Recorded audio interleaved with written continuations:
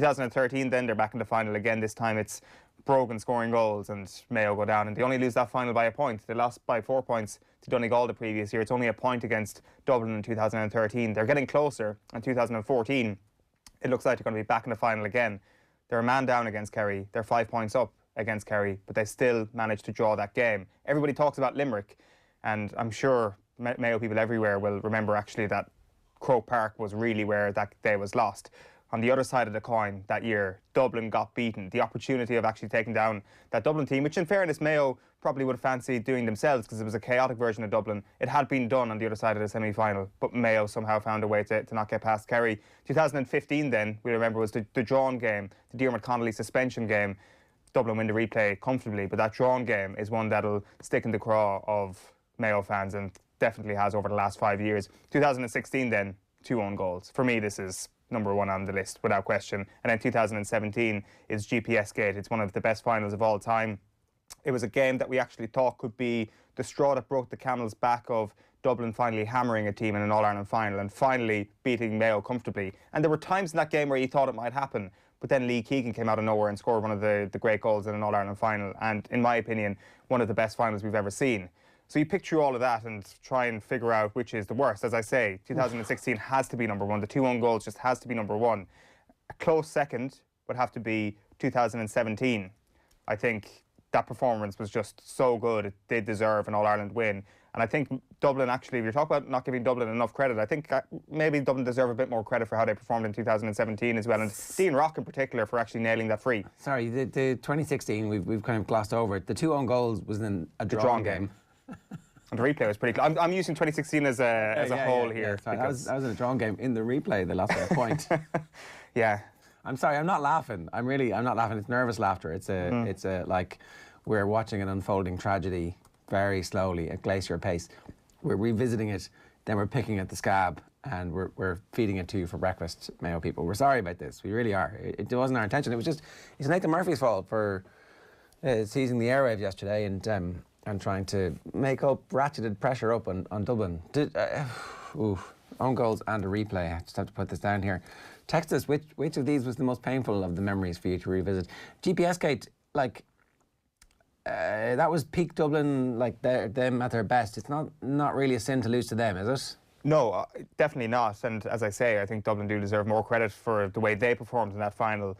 But I just think it was possibly also Mayo's best performance in the final as well in 2017, and they just came up short on that occasion. And there was a missed free as well, wasn't there, right before Dean Rock nailed his. So, like, maybe that game goes to a replay, and that's just another one of the drawn games that Dublin end up getting over the line in the semi-final. But I still think that one will go down as... I think that was the one where the whole country really thought that this could be it. This is finally the moment where Mayo are going to do it, and they just didn't. So in third place, it'll be 2014 for me. In second place, it'll be 2017. And in first place, the most painful of all, will be 2016. They're all very painful, though.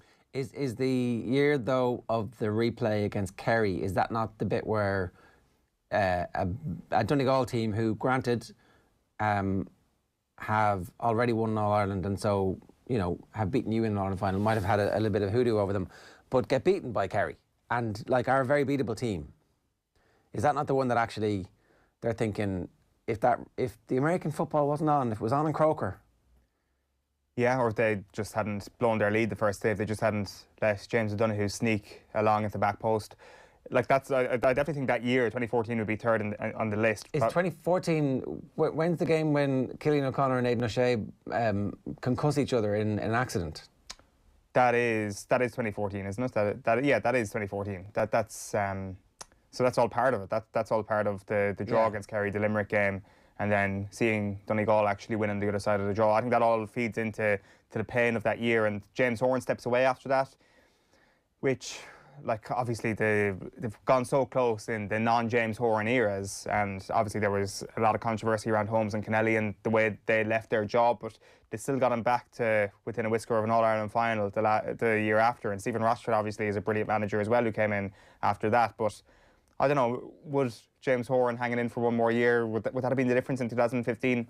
Like, I don't know, but I still think him stepping away after that was probably a bitter pill to swallow for them, but it just took such a toll that year, I'd imagine. Sorry, I'm reading about the 2016 All-Ireland Championship. This is so painful.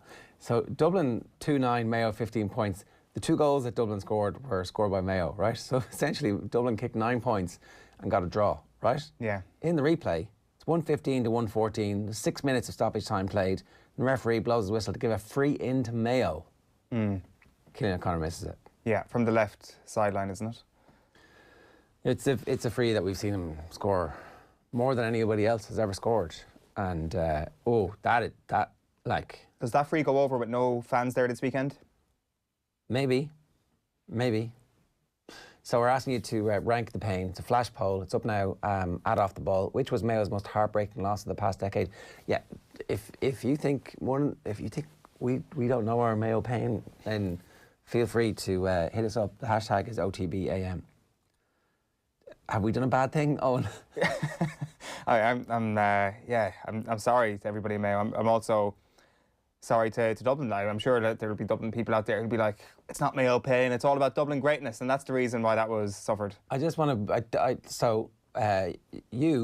You laughed at me when I was saying that the Mayo team deserved to be talked about as one of the all-time great teams, and that they should be up there in that conversation with the Kerry team of the noughties and the Tyrone team of the noughties. Obviously, Tyrone were the team of the noughties, but this Mayo team are right there with them. They are right there with them, because look at how close they were to winning 3 or 4 All-Irelands. Like, that's, I mean, and they've come up against literally the greatest team of all time, who have all the advantages, more advantages than any other team has ever had in history.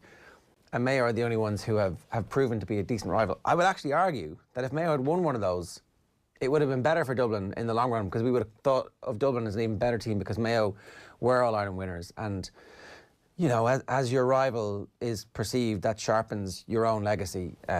I think that when you look at that, and the fact that they keep coming back, and they're back for more this weekend, that's heroic stuff. Yeah, I definitely agree on the heroic part, whether or not they're one of the greatest teams of all time. I just can't go along with that. I just can't classify anybody as one of the greatest teams of all time unless they've won an All-Ireland. It's a very harsh way of looking at it, because they have been brilliant, and they have definitely been the team that have pushed the greatest team of all time very, very closest. But you have to win one to be in that conversation. 7:44 this morning. OTB AM is live in association with Gillette. Good morning. Start with Gillette, giving you the confidence to tackle the day ahead. Here's what's coming up on the morning ahead for you. Daniel Harris standing by. We're going to talk to him in just a moment. Sports pages at 8:05. We'll talk a little bit of Kerry pain. Maddie Williams is going to join us at 8:15 to talk to us about the rugby at the weekend and next weekend. And of course, Ireland's draw, where it looks like we ain't getting past the quarter-final again in the next World Cup.